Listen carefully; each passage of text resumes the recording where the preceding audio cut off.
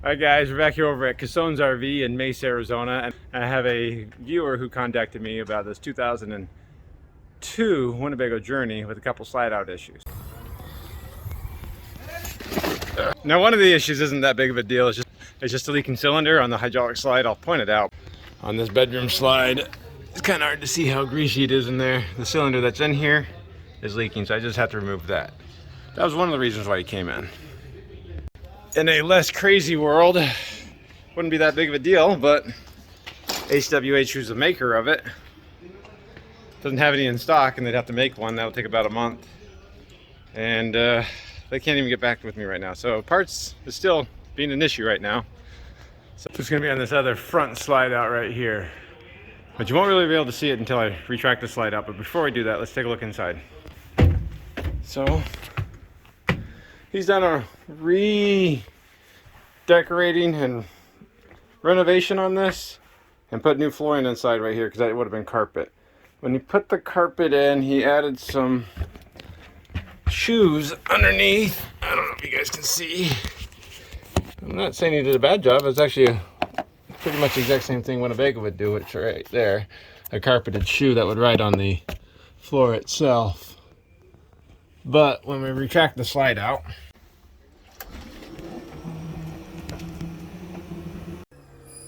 all right, so let's retract it all the way. You can see this side actually looks pretty good. You did a good job. Even the body molding, or the molding lines up pretty well there.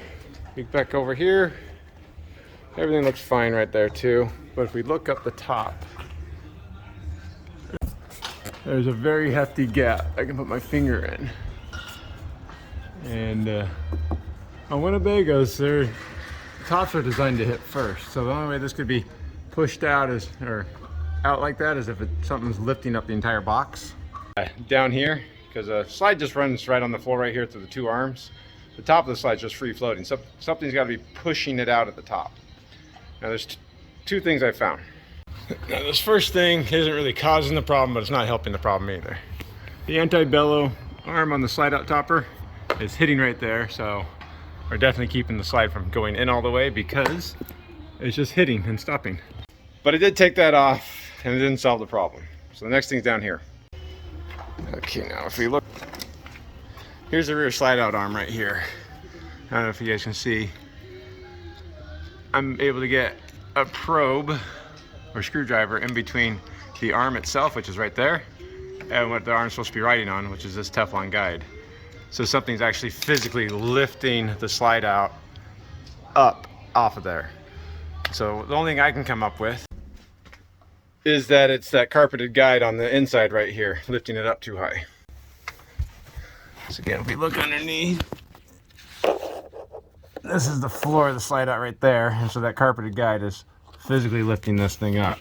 Look underneath also, it'd be hard to see. Right there, you can kind of see where the flooring ends. The the owner's also contacted me to see if I can't put flooring underneath the slide out. Now, when I said I would do this, I didn't expect to have such a big issue going on right here. Believe it or not, I don't really like working on slide out puzzles because every slide out has issues anyways, brand new from the factory, and there's no way for me to get anything perfect. Also, there's so many times you're going in and out, in and out, in and out, in and out, doing small little changes each time. You never know if you're fixing it or if you're just spinning your wheels. And like I said, there's already going to have issues. So I don't really like dealing with slide out issues because it's an endless puzzle that there's no real right answer for. But what the owner would like me to do anyways would take the slide out, redo the flooring underneath the slide out, and see if we can't address that slide out room not sealing properly back there. So I don't know what we're gonna find or what's gonna go on this. This is a much bigger job than I really planned on it being. But I know a lot of people would like to see the slide out come out and see what it looks like without a slide out. So we'll try that process. Let me get this hydraulic cylinder out first, and then I'll start pulling the slide out. So the first thing I need to do, because these are hydraulic slides, is release the hydraulic pressure. But before we do the hydraulic pressure, let's retract the cylinders. So this slide out has 2 slide out arms with 2 slide out cylinders. One, this is where they attach right there. They're inside this arm itself. So what we just need to do is take that nut off. We'll leave the jam nut alone. Take that off. We're gonna go ahead and retract the cylinders so they're out of the way. Make things a little bit easier to move the slide in and out if we need to. So there's that one. And that one right there. So looks like it's 15/16. All right, just switch to the stubby. Gonna be a little bit more room. But as long as you had the slide out room ran out, there's not too much pressure on this. If you're trying to do it when the slide out room was trying to pull itself in, you'll have a lot more pressure on this. First, put those somewhere safe where you don't lose them. All right, I'm gonna go take the other one off and then we'll be back. All right, so I got the other one off. I just need to go inside, hit the retract button. I'm gonna retract the whole cylinder all the way back.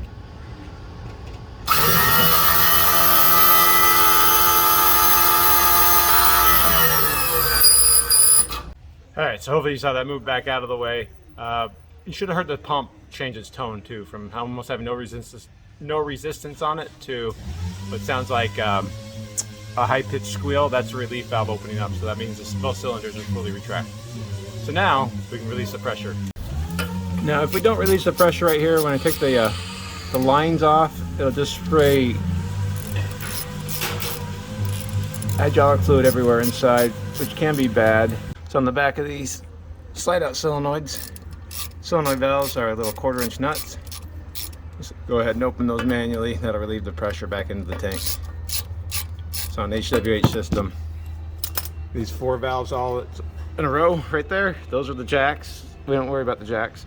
These ones that are not in a row, we have 2 on each side. One, or because there's 2 slides, there's gonna be 2 on each side. So you have to extend and retract, and 2 more on that side. So just open up all those. With these, be careful. You just want to open it up until the pressure releases. If you keep going, that whole nut will get shot off and you'll have to replace that valve, and it's like a $200 valve. So underneath the bed right here is going to be where I'm going to take the cylinder off. I just have to disconnect those lines. Once those lines are disconnected, take off these bolts right there. Whole thing's going to slide out because the cylinder's on this nut right there on the back side of this plate. All right, and then I usually add the caps to these lines. That way I'm not, well, I'm sitting doing nothing. They're not dripping. It's not coolant, it's hydraulic fluid out of the lines. Of course, HWH is just using ATF Dextron. ATF Dextron 3, yeah. It's just hydraulic fluid that they're using. Here we go. Now the cylinder's retracted, so I should be able to hopefully pivot it around some of this stuff. No, I didn't. I told you we wouldn't be working too much on this one, but I know you guys probably want to see it come out.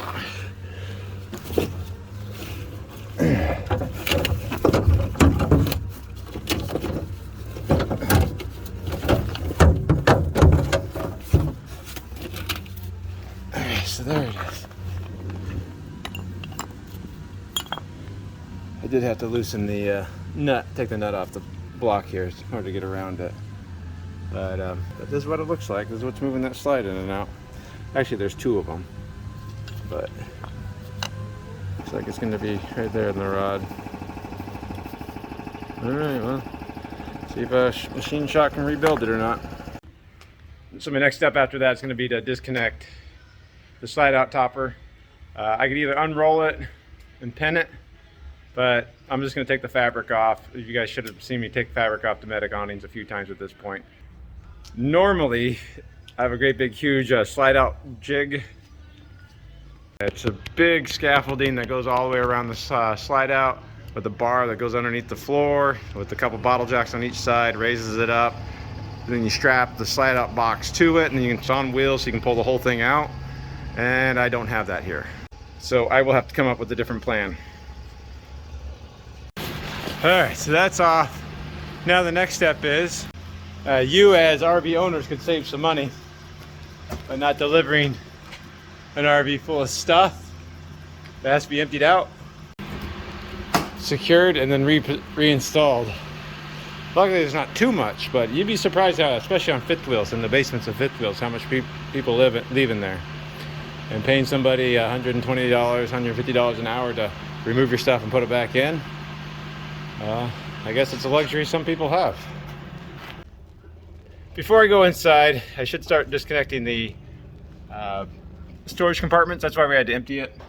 I'll take this cross support out just as it's in the way. There's just 2 screws there, 2 screws there. But we also have the wiring and the water line run through here. There's usually enough slack in this, but if I disconnect those rivets, get this whole support structure off of there, it gives me enough slack to actually pull it wherever I want it to go.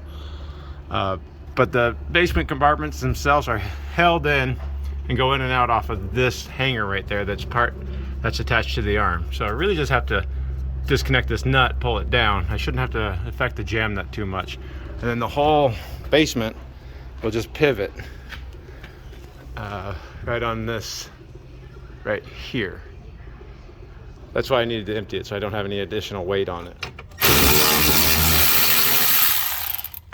Hopefully you can see, I can, just with my hand right there, move all the basement because it's only hanging from right there. Okay, so then the next point on the inside is we're going to take the dinette benches out, the table out. Like I said, I think I'll probably take the refrigerator out just so that I don't have to worry about breaking it. Pull the pantry out. Basically, I want to get all the weight out of this thing as I can, because this is going to be a lot of weight dangling in this space. And basically what I'm going to do is just tear all this apart. It should be fun. We'll cut away and be back. Okay, with that, everything's been taken out. I'll save the refrigerator for last, but had to find a place for everything. So the next step is going to be to take off the wood fascia. Now the wood fascia is just decorative. It has no structural support to it. There's actually going to be the metal fascia behind it that is the stop that keeps the slide from going past the opening. Winnebago likes to use what I call snot tape. It's a double-sided gel sort of tape. It holds the wood together and it does a pretty good job. But let me go ahead, get all the wood fascia off, just taking out all the screws underneath those caps. There'll be more screws underneath this molding, then I'll just have to pry the molding off carefully without breaking it. And then we'll be ready to take the metal off. Alright, so now you should be able to see behind the wood fascia right there. There's this aluminum extrusion. Now this is going to be recessed into the wall a little bit. This itself adds a lot of strength to the box, because you can imagine a box with one end open. It's very, like a cardboard box without a lid on it. It's very, very weak. So these edges actually have to strengthen up the box itself. And here's a pretty good indicator of that tape I was telling you about, why I call it a snot tape, because it stretches. But it is double-sided tape. So you just have to do it carefully without breaking the molding, because then you have to replace molding. But this is just the process of slowly separating it. Taking your time.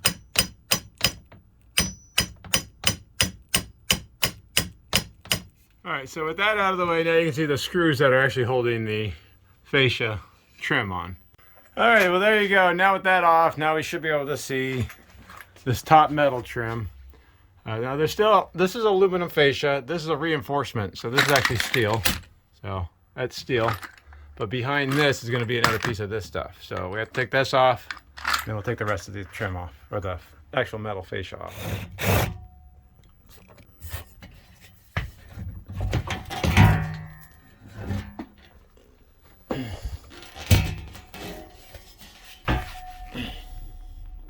So there it is. That's what keeps the top of the roof from caving in or bowing. I mean, the cabinets help too. Everything helps. But that has to come off first. And now we're just left with this right here. This fascia will have a bulb seal behind it. This is what actually keeps the slide from going against, going past the wall. And it's also the ceiling surfaces.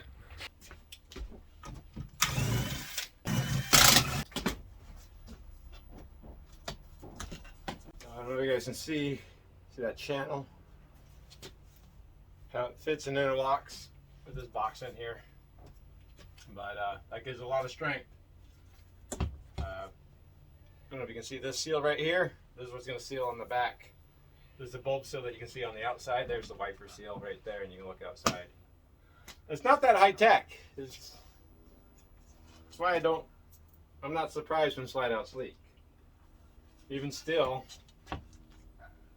I would have liked to have seen more sealant right here. You can see water was getting in right here and dirt. So I think this entire inside edge, which would be the outside edge right here, should have a bead of sealant in it. I would hate myself because it would be difficult to take this piece of molding off afterwards, but again, I think that would keep more water out too. Now again, how far do I take things? I don't know, because this is the roof of the slide out now. Now the roof of the slide out, you could easily imagine water getting right here, especially since all the dirt's right there. Now this is how it's gonna fit on the box. So water could come up all the way to that edge, and there's nothing keeping it from getting down into here, which would then get into this tubing all through those screw holes, and then get into an entire box, because once it's in the ceiling, it's everywhere. It'll go down in the walls, it'll go everywhere. So again, I think there should be a bead of sealant right here when Winnebago builds these, or any manufacturers build these. That would be right in here. That would, again, kind of encourage water not to go down in there. So there's about 1,000 ways for water to get in here. I mean, you can see this corner right there. It's not, that was all that was keeping water from getting in right into this box right there. Once it's in there, it's in there. You can't even trace something like that out. And again, it could also be leaking from the outside too. So even if you fix this leak, you might still have a leak on the outside that you didn't know about because you had to fix another leak first. So it's why it's a never-ending struggle with slide outs to keep them from leaking, and why I don't really like to try to guarantee that a slide out won't leak. Well, I think you got it all disconnected.